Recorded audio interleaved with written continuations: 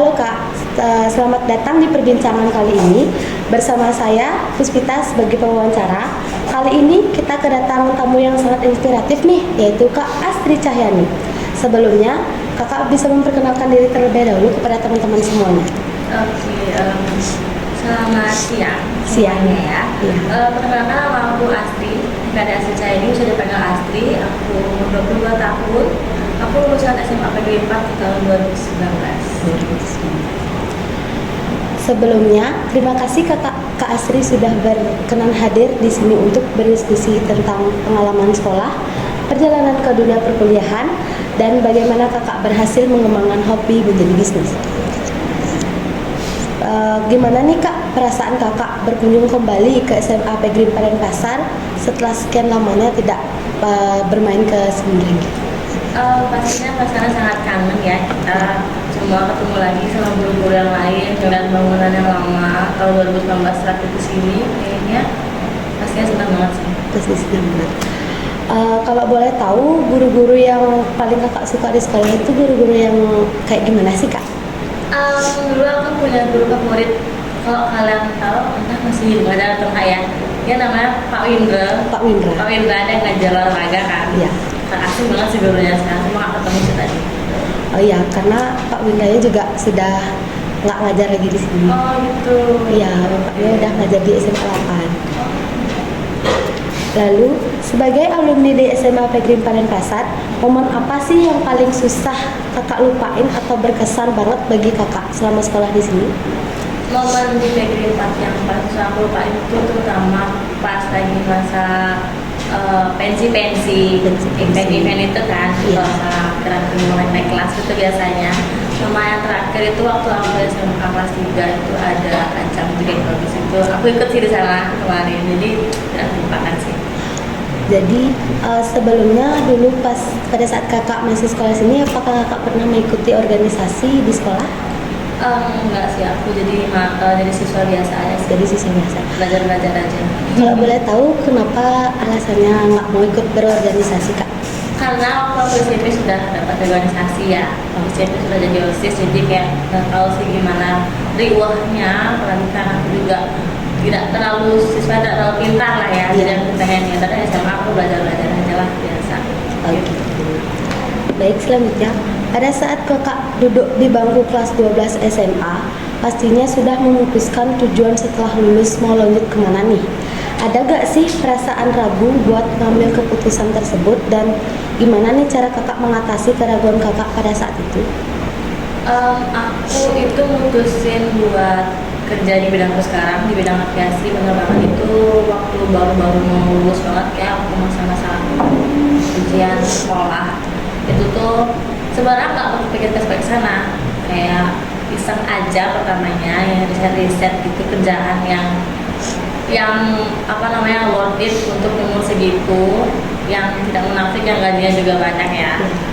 Jadi tapi selain itu juga karena orang tua aku juga emang sering bolak-balik bandara, kayak aku itu kerja keluar, jadi kayak aku tuh ngeliat bandara tuh udah kayak nyaman aja, jadi suka aja gitu ngeliat pesawat bisa besar kan, jadi ngerasa bandara tuh kayak sebuah tempat yang megah kayak buat kerja di sini. Jadi makanya aku kuliah ke Jogja untuk mengembangkan sekolah.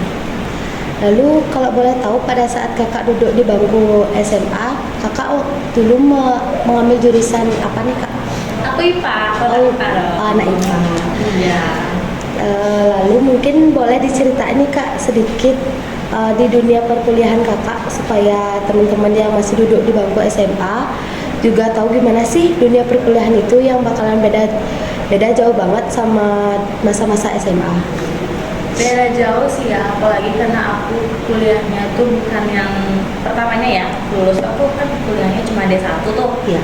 nggak yang S4 terlalu pendidikannya yang sangat lama gitu. Untuk aku sih yang kemarin kerja kuliah D1 itu karena terlalu singkat ya, jadi mungkin nggak seberat teman-teman yang S1, tapi karena jurusannya aku juga lumayan rumit, aviasi, jadi lumayan ya, dari IPA ke aviasi itu bener-bener kayak buka jalan baru banget, kayak masalah inilah itulah masalah bandara, masalah negara lain, masalah dokumen-dokumen gitu kayak lumayan susah sih buat aku ya. Kayak nyocokin dirinya gitu di sana. Sama karena aku juga kuliahnya kemarin jauh merantau ke Jogja, jadi lumayan mental lumayan keuji ya di sana. Gitu. Karena sekarang aku baru ngambil S1 untuk manajemen, jadi ngerasainnya lumayan sih, lebih ke belajarnya kayak aduh belajar yang lama lagi nih 4 tahun S1 kan. Jadi biar gimana caranya biar nggak istilahnya bosen gitu loh di tahun. Berarti kakaknya sekarang tuh lagi kerja sambil kuliah gitu? Ya benar Mbak. Waduh, pastinya kayak capek banget pasti kak. Stres banget berarti. Sometimes ya. Oh gitu. Jadi kalau boleh tahu gimana nih kak cara kakak mengatasi waktu kakak pada saat kerja sama waktu kakak untuk kuliah?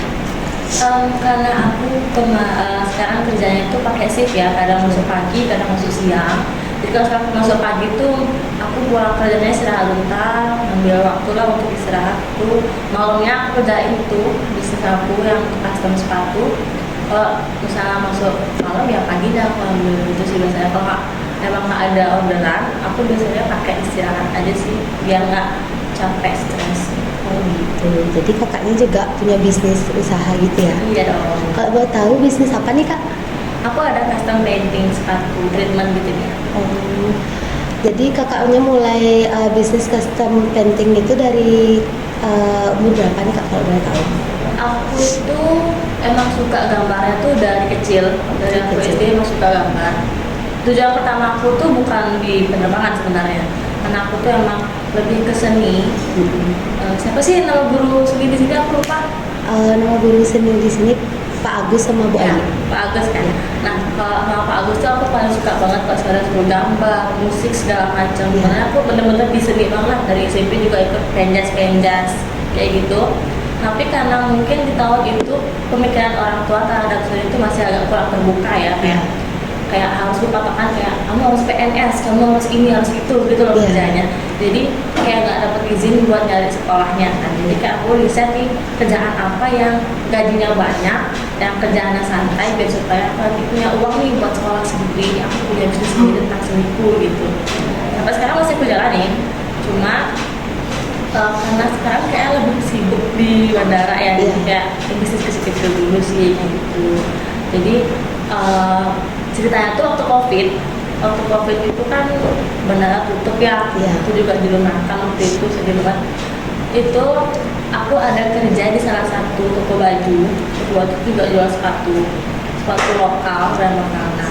Di sana tuh kayak penjualan menurun.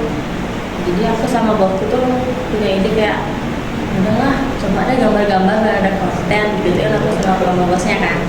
Jadi yang mana aku gambar, aku buatin konten, kok banyak nih peminatnya di sini gitu. Karena aku juga lihat di Bali ini paling kalau mau gambar bikin layangan segala macam kan. Kayak untuk sepatu ini masih belum banyak orang yang mau berani kayak cari dong sepatumu, cari dong sepatuku, kayak coba buat dihitungin aja deh lagi dicuci lagi gitu. Sana kayak dari tahun 2020 awal, setelah Maret kayaknya setelah COVID naik tuh aku mulai gambar-gambar, mulai sih naik peminatnya di Bali terutama, sampai kemarin juga ikut ada pameran, undang pameran, majang sepatu kayak gitu. Jadi kakaknya membangun bisnis ini dari tahun 2020. Baru lulus banget sih. Oh berarti udah 3 tahun lalu ya kak ya? 3 tahun ya? Iya 3 tahun lalu ya. Ya. Jadi kalau boleh tahu sejak dalam membangun bisnisnya ini ada nggak sih muncul permasalahan? Mungkin kakak bisa sharing sama teman-teman gimana cara menghadapi suatu masalah tersebut dalam melaksanakan bisnis itu? Untuk yang mau buat bisnis pemula ya, mungkin lebih tahu dulu kalian itu bisanya di mana, habis itu kalian mau bikinnya apa supaya nanti misalnya kita kita bilang bisnisnya down nih, biar nggak panik gitu loh. Jadi ada planning kayak di saat kayak gini apa yang harus aku up, mungkin kontennya di up, mungkin ada promo segala macem kayak gitu. Lebih tahu mainnya di mana sih kalau membuat bisnis kayak gitu. atau mungkin kakak ada pesan yang ingin disampaikan kepada teman-teman yang mau menjalankan bisnis atau yang masih ragu-ragu untuk mengambil bisnis itu, cuman takutnya nanti kalau mereka membangun bisnis ini takutnya kayak nggak ada yang beli atau nggak nggak ada yang minat gitu. Mungkin ada inspirasi apa yang bisa kakak sampaikan kepada teman-teman? Kalau aku sih karena bisnisnya tuh lumayan jarang ya sekarang ya, Iya. apalagi tahun itu karena juga covid pasti banyak yang berbisnis. Saran aku sih kamu lebih tekuni dulu, yakini dulu kalian mau buat bisnis apa, jangan karena cuma tren. Iya. Karena tren itu kan bakal mati seketika atau nggak bakal, emang sih bakal terulang. Cuma kan jadinya gimana kalian biar nge-up barang tuh jadi susah kalau kalian ikuti tren bikin Iya. bisnis. Jadi kalau mau bikin bisnis itu strateginya, habis itu kematangan finansial kalian juga, gimana kalian backupnya nanti setelah misalnya ada amit-amitnya agak down kayak Iya. gitu. Terus juga karena sekarang kan media sosial udah lumayan banyak ya, Iya. main di TikTok segala macam, untuk feedsnya juga dibenerin nih kayak gitu-gitu, lebih di apa namanya, kayak diseriusin dulu baru dimunculin barangnya, biar nggak setengah-setengah lah istilahnya gitu. Oh iya, ya juga sih kak. Jadi sebelum pada saat kakak membuka usaha ini, apakah kakak berapa sih kakak menyiapkan modal untuk membangun bisnis ini kak?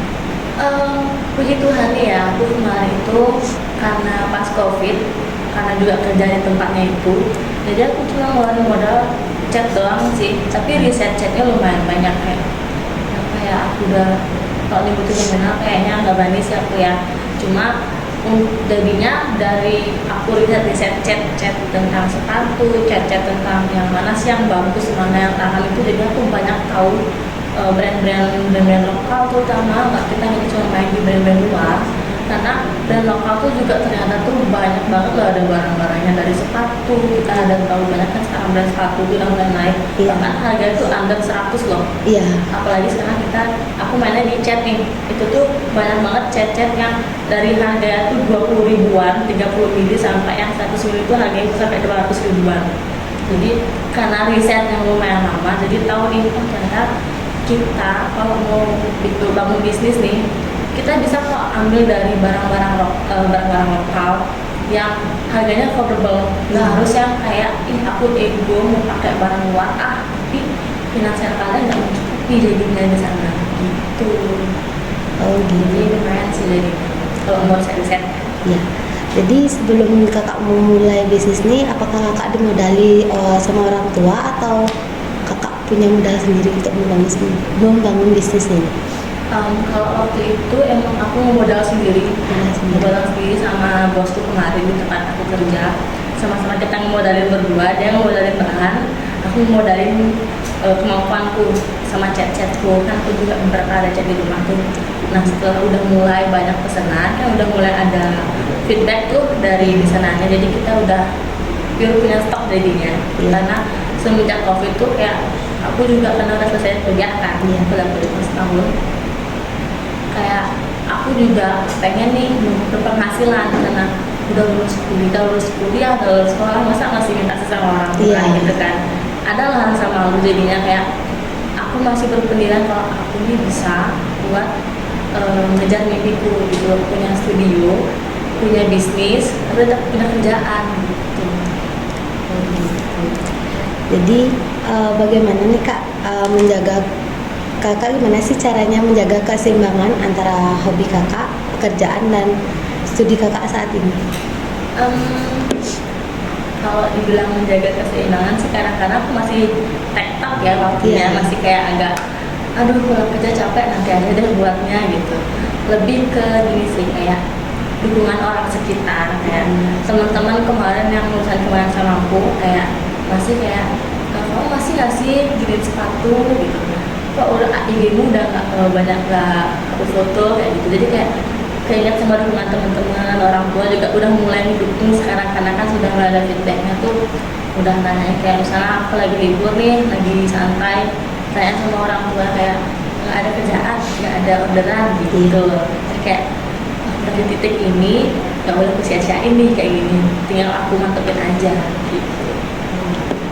Jadi kalau boleh tahu nih, selama kakak menjalankan bisnis selama 3 tahun ini, apakah kakak pernah mengalami masalah gitu dalam bisnis, kayak misalnya ada kerugian dalam bisnisnya kakak, atau misalnya ada customer nih yang mesen barang di kakak tapi tiba-tiba di cancel gitu, pernah ngalamin nggak kira-kira? Untuk sejauh ini sih kalau sampai cancel tuh belum pernah ya. Cuma kayak ada human factor kayak aku tahu kecapean kerja. Jadi kayak kan sepatu tuh ada dua sisi nih, satu kanan kiri tuh ada dua sisi kan. Karena aku terlalu capek kerja tuh kayak yang harusnya dia tuh minta custom di sisi luar aja, dari kanan luar ke luar. Aku malah kanan luar ke dalam.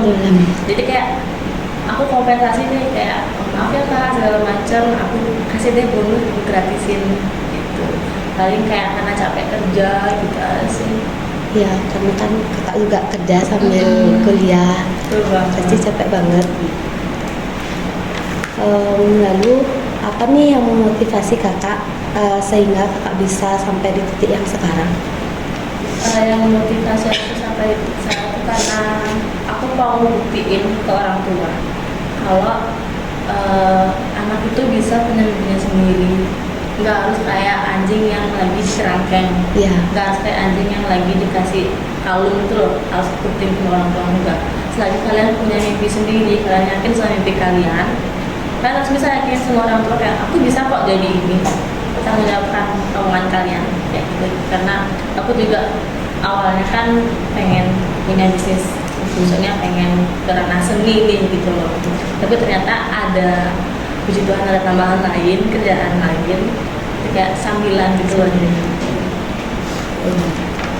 Jadi pada saat kakak ingin melanjutkan kuliah dan memilih jurusan di perkuliahan itu, apakah ada dorongan dari keluarga atau orang sekitar agar kakak mengikuti keinginan mereka, atau murni dari keinginan kakaknya sendiri? Kalau aku kan karena kuliah 2 kali ya. Kalau yang pertama penerbangan tuh karena aku yang mendorong orang tua kayak, aku aja aku mau kuliah di sini, aku mau punya uang, mau kerja sendiri karena uangnya banyak, karena masih denialnya banget ya gitu. Jadi kayak udah aku ngantau ke kerja segala macam, ke kerja lulus dari sana karena covid, terus kerja lagi kan sekarang balik. Terus aku karena sama covid juga bisnis jalan, orang tua tuh kayak pernah ngomong kayak gini, kamu nggak pengen kuliah lagi, kayak nggak pengen S1 gitu. Temen-temen pada S1 loh, pasti tuh ada orang tua yang kayak gitu kan. Nah aku tuh pertama mikir kayak orang udah kerja di bandara, orang udah kerja aman kok kayak gini, kok kuliah lagi gitu kan. Cuma aku mau berpikir dari sisi lain kayak, oh mungkin nanti di saat aku sudah lebih dewasa, di saat aku udah lebih besar, persaingan bisnis sudah pasti banyak. Semakin banyaknya ada yang lulus, berarti semakin sedikit ada kemungkinan lowongan kerja. Aku harus kayak, seenggaknya aku punya apa namanya, pegangan, aku S1, punya ilmu. Entah nanti aku mau cari yang posisi lebih tinggi di sana, atau aku mau bikin bisnis dengan ilmu itu. Jadi kayak orang tua nggak salah kalau ngomong kayak gitu. Jadi aku ambil S1 sekarang untuk aku nanti entah aku mau cari posisi atau lagi bisnis lebih aman. Oh gitu. Jadi bagaimana kakak mengatasi rasa stres atau tekanan yang mungkin timbul saat mengelola bisnis atau pendidikan di waktu yang sama nih kak, misalnya? Kalau stres itu udah pasti ada ya. Kita sekolah SMA aja udah pasti kayak merasa capek banget belajar gitu kan. Kalau aku sih ngatasinya yang lebih ke di saat ada waktu istirahat luang, paling aku nongkrong sama teman-teman, reuni lah sama teman-teman, apalagi udah lama ketemu, atau enggak ya dia pakai tidur aja sih waktu liburnya kayak gitu. Jangan kalau dipikir sih puasa saya aja. Sebelum itu ada nggak sih kakak untuk mengasih tips pada teman-teman yang misalnya lagi pengen buka usaha nih, seperti kakak pengen berbisnis tapi bingung buat ke bisnis apa, karena kan di luar sana itu juga udah banyak ada yang buka bisnis baju, jualan online gitu dan lain sebagainya. Kira-kira mungkin kakak bisa sharing misalnya ada tips apa untuk teman-teman yang mau buat buka usaha di luar itu, biar ada, oh aku harusnya buka bisnis kayak gini, seperti itu. Kayak aku bilang tadi nih, semakin banyak lulusan, karena semakin sedikit lowongan pekerjaannya. Iya. Bisnis itu kayak pilihan kesekian. Kalau kalian emang udah istilahnya buruknya, kalian mau dapat kerjaan tetap nih gitu. Lebih ke yakinin dirimu sama pastiin dirimu tuh berkecukupan dalam segi mental dan finansial ya. Karena bisnis itu udah pasti banyak banget lawannya, udah pasti banyak banget saingannya. Dan mental kalian tuh yang kayak kalian siap nggak sih di saat jatuh-jatuhnya itu nanti. Iya. Pilihannya cuma dua, kalian bertahan atau kalian tutup gitu aja. Jadi kayak lebih diperhatiin di dua hal itu aja sih kalau mau berbisnisnya. Gitu. Jadi terima kasih Kak sudah mau sharing pengalamannya yang selama ini Kakak sedang alami. Sebelumnya semoga podcast ini memberikan inspirasi kepada teman-teman sekolah dan pendengar kami di luar sana. Ingatlah, langkah besar dalam hidup bisa dimulai dari keberanian mengambil keputusan, dan seperti yang dikatakan Kak Asri, jangan ragu untuk mengejar impian Anda. Sampai jumpa di episode berikutnya dan tetap semangat. Terima kasih Kak. Terima kasih.